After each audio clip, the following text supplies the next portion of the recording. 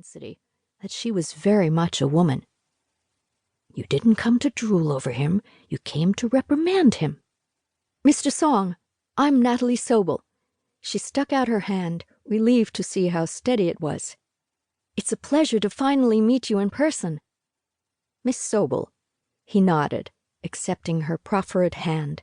"The pleasure's all mine. I haven't forgotten your invaluable work as the interim VP of HR. You're truly an asset to our company."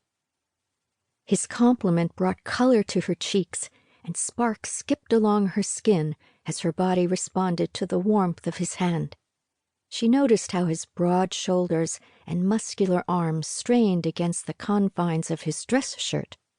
His upper-class polish barely contained his raw strength and sexuality. Did he ever let his control slip? Let his powerful sensuality burst through?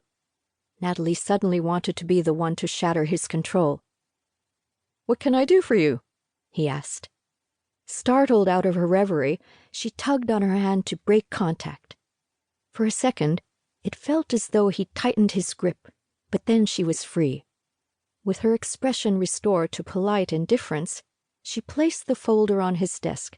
It didn't matter that he made her blood rush. He was an executive of Hansol, and she was its HR director. It would be unprofessional of her to so much as smile too warmly at him. "What's this?" His eyebrows drew together, and his gaze turned glacial as he scanned the papers inside. "Your personnel file." Natalie cleared her throat and drew her shoulders back. "And a written warning for violating company policies." "I can see what it is, Miss Sobol. What is it for?" He enunciated each word with care. "All employees are required to sign their employment documents within 2 weeks of hiring, or in your case, transfer. You've been here over a month, but you still haven't signed them. As the HR director, I have a duty to write you up for violating a company policy." He stared at Natalie as though she'd sprouted a third eye on her forehead. Then he leaned back in his seat and crossed his arms over his chest, making everything bulge and strain against his shirt. Gah! It was so much easier to work with him when she didn't have to look at him. "Of course, if you sign the documents here and now, I won't put the written warning in your personnel file." Her words tripped over each other. She'd taken on many executives as part of her daily dose of kick-ass, but none of them had melted her bones before. She stomped down on the lust raging low in her stomach. "Correct me if I'm wrong," Garrett drawled, "but that sounds curiously like a threat." "I don't see how doing my job comes across as a threat to you." Her words were laced with iron. "It's imperative I enforce company policies consistently across the board. If you want to insist on going strictly by the book, you're violating a company policy right now.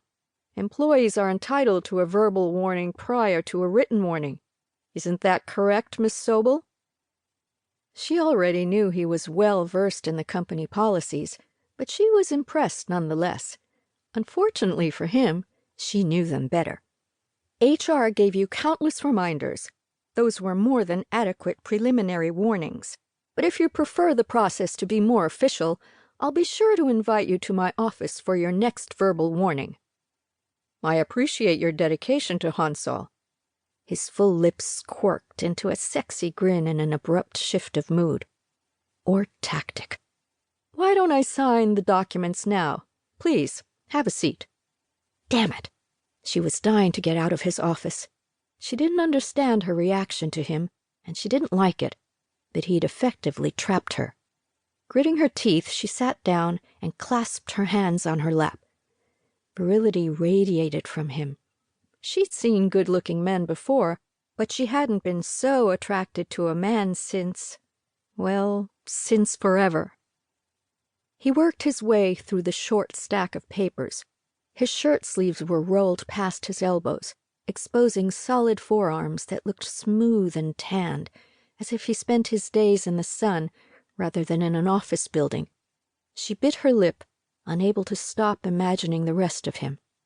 He had a light smattering of hair on his muscular chest that tapered off above his smooth, sculpted abs, only to resurface below his navel.